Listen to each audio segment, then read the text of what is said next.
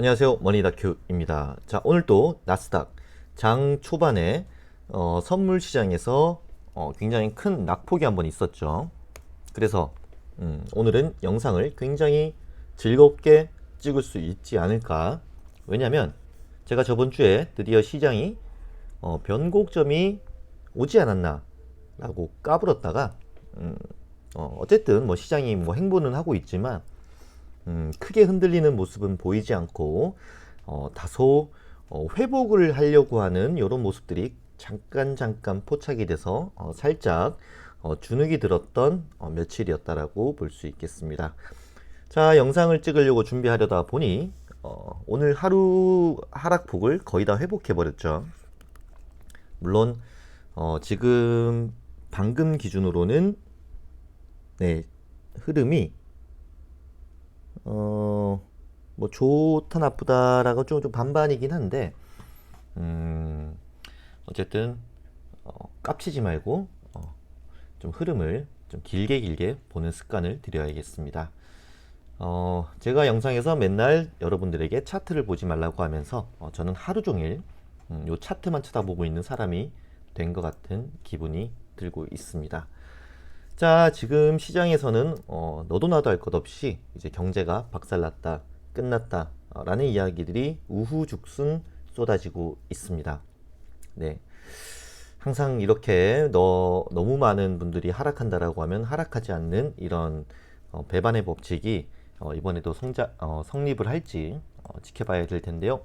일단 미국 경제 더블딥 경고등 켜졌다. 뭐 어쩔 수 없는 거죠.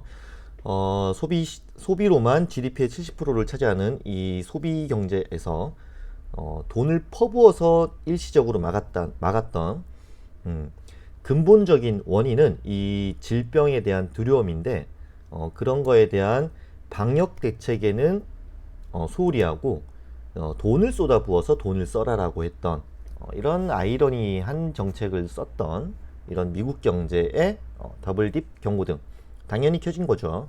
그리고 최근 연준의 모습이 자산을 조금 축소하는 모습을 보인다. 뭐 4주 연속 뭐 이런 느낌도 있고 어쨌든 부정적이다. 그리고 이제 미국 상장사의 2분기의 순이익이 이제 44% 감소 전망, 그리고 3분기는 더 안 좋아질 게 뻔하고, 하지만 1분기에 너무 안 좋았기 때문에 2분기는 다소 회복이 되는 모습을 보이는 기업들도 많아요.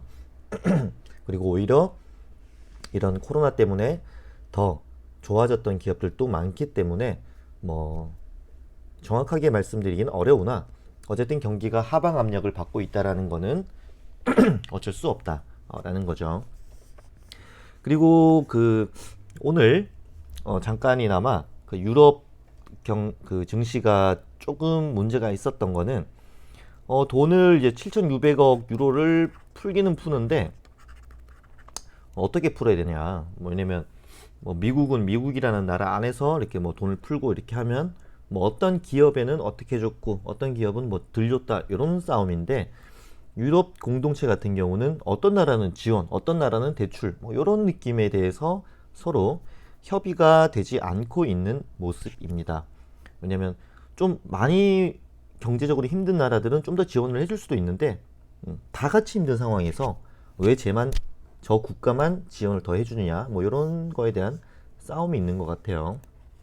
요게 합의가 제대로 되지 않으면 이 7,500억 유로를 공급하는데 시간이 다소 지연이 될 수 있다라는 점, 증시에는 부정적으로 반응을 했던 것 같습니다.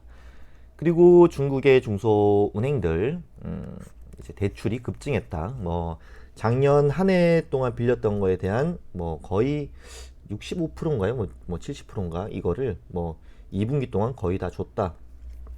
그래도 뭐 이렇게 뭐 낮은 금리를 유지하고는 있으나 늘 나왔던 얘기죠, 이런 것들은. 그리고 이제 중국이 깜짝 놀란 3.2%의 성장, 역시 이런 것들은 정부 차원에서 1,500조 원을 퍼부어서 뭐 인프라 투자, 뭐 건설 뭐 이런 것들도 했겠죠. 어쨌든 그런 것들이 다 GDP에 포함이 되니까 어쨌든 정부 차원에서 돈을 때려 부어서 GDP를 지켜냈다라는 점. 어, 뭐 여러분들도 다 보셨던 지표들이겠지만 한 번 더 되새겨 보고 싶은 게 있어서 한번 정리를 해봤는데요. 일단은 미국이라는 나라가 이제 그 자동차 등록 대수가 사상 유례 없는, 물론 이거는 뭐 한 30년간 데이터인데 이렇게 박살난 적이 없다라는 점. 그렇죠. 뭐 생산적인 측면에서도 이렇게 박살난 적은 없으나 회복하는 기미가 이렇게 보이죠. 회복하는 기미가. 근데 사질 않는데 이게 회복하면 뭐하냐라는 관점. 그런 거는 아직 유지가 되고 있고요. 설비 가동률도 최악은 벗어났다. 그래서 요만큼 늘어나긴 했지만 사상 유례 없는 또 이렇게 하락폭을 보여줬고, 생산적인 측면에서도 이런 하락이 있었던 적이 없는데 이렇게 이제 반등을 하고 있다. 요거를 물론 이게 이제 쭉쭉쭉 증가해주면은 증시에도 굉장히 큰 힘이 될 거예요. 왜냐하면 지금 시장에 너무 많은 돈이 풀렸기 때문에 이렇게 꾸준히 3분기에도 성장하는 모습만 보여준다라고 하면 굉장히 큰 모멘텀이 되겠죠. 하지만 2분기는 박살난 게 뻔하고 3분기는 성장할 것이다라는 기대감으로 증시는 뜨겁게 달아올랐는데, 이 바이러스가 저도 개인적으로는 겨울이 제일 위험한 줄 알았는데 번식력이나 이런 가장 위험한 시기는 봄가을이라고 하네요. 근데 이제 여름이고, 여름이 이제 곧 끝나면 가을이 오죠. 그래서 3분기가 과연 얼마나 좋을지 글쎄라는 말이 나오죠. 어쨌든 중국 같은 경우는 가파른 성장세를 보여주고 있습니다. 수출도 거의 다 회복을 했고요. 수입 측면에서는 굉장히 부진하고 있으나 어쨌든 수출이 빠르게 증가하고 있다. 뭐 중국 데이터를 믿지 마라라고 하지만 그래도 어쨌든 방향성은 봐야 되니까 이렇게 한번 정리를 해봤는데요. 중국이라는 나라가 GDP 성장률을 이렇게 유지할 수 있었던 거는 늘 말씀드리지만 이 건설 쪽,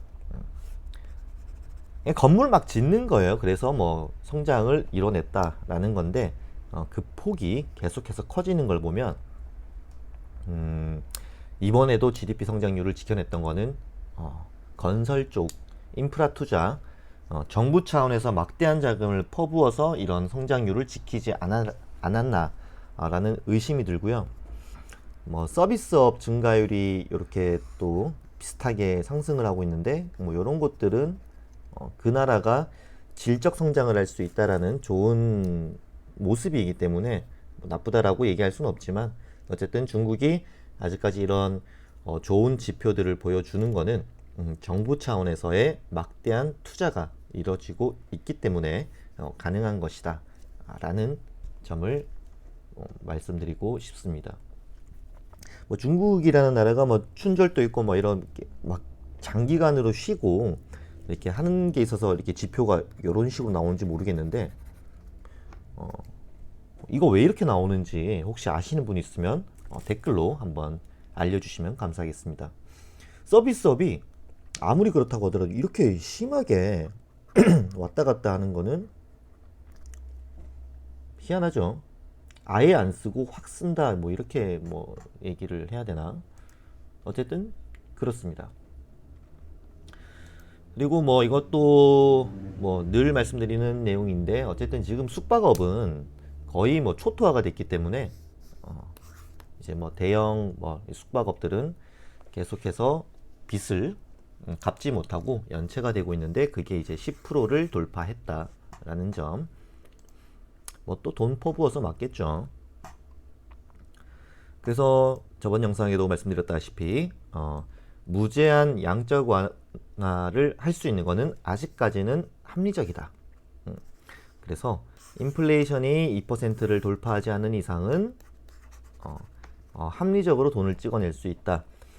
늘 말씀드리지만 미국이라는 나라만 돈을 심하게 마구마구 찍어내서 어떤 성장을 하려고 한다면 그 화폐 가치의 손실로 인해서 어떤 경제적인 충격이 올 수도 있는데, 지금은 전 세계가 다 힘드니 선진국들에서 다 같이 돈을 풀어제끼는 아주 합리적인 무제한 양적 완화, 이거는 자산시장의 버블을 만드는데 아주 유용했던 거고, 사실상 이런 인플레이션이 심하지 않으면 금리도 0%대를 유지할 수 있고 계속해서 돈을 찍어낼 수 있다.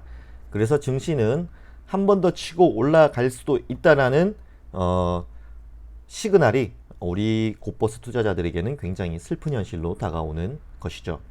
실물 경기가 이제 초토화되기 일보 직전이라고 말해야 될지 이미 초토화가 됐다라고 말해야 될지는 모르겠지만, 어쨌든 증시와 그 실물 경제의 괴리율이 계속해서 커지고 있음은 사실이다 라는 점을 강조드리고 싶습니다. 자, 영상이 끝나가는 시점이니 나스닥이 어떻게 움직이고 있는지 한번 보도록 하겠습니다. 장 초반 0.5%까지 올라가고 있던 증시가 이제 0.26% 소폭, 아주 소폭 조정을 받고 있으나 큰 변동성은 느껴지지 않고요. 나스닥 100 종목들을 살펴보면 오늘은 마이크로소프트가 좀 1% 가까이 상승하고 있고, 저번 주에 조정을 좀 심하게 받았던 넷플릭스도 상승. 근데 인텔, 애플, 페이스북 이런 종목들은 다 하락을 하고 있고, 테슬라는 아주 소폭 상승하고 있네요. 테슬라가 아까 장 초반에는 1% 이상 상승했던 걸로 알고 있는데 영상 찍는 중에 조정을 좀 받고 있네요. 네, 이렇게 장 초반에 훅 올라갔다가 지금 조정을 받고 있는데, 최근 유튜브 영상들을 보면 테슬라의 주가가 나스닥 그 지수의 그런 상승 모멘텀을 좌지우지할 수도 있다고 하는데, 아마 실적 발표가 이제 이틀 뒤인가요? 테슬라가 진짜로 이제 그 흑자를 이어가서 S&P 500 지수에 편입이 될 수 있을지 없을지가 굉장히 큰 관심사로 지금 이야기가 되고 있는데, 어쨌든 요거는 지켜봐야겠죠. 어떻게 될지는. 그렇습니다. 그리고 저희 머니다큐의 손실은 다행히도 20%는 20%에서는 조금 내려와 이제 19.22%로 마감을 했는데요. 사실 요즘은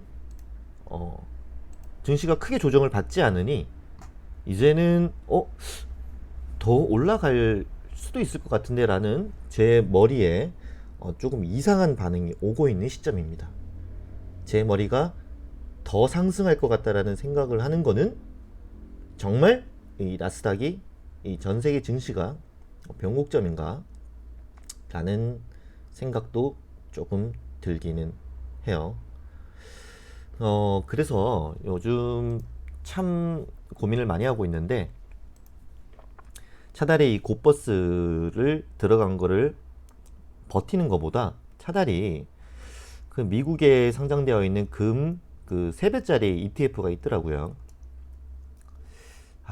수수료는 조금 비싸나 금 ETF로 넘어가야 되나라는 생각을 요즘에 굉장히 많이 하고 있습니다. 여러분들의 생각은 어떤지 한번 댓글로 공유해 주시면 감사하겠습니다. 하지만 아직까지도 손절을 하고 있지 못하고 있는 저의 어리석음을 참 어떻게 표현해야 될지 모르겠네요. 오늘 영상은 여기서 마치도록 하겠습니다. 시청해 주셔서 감사합니다.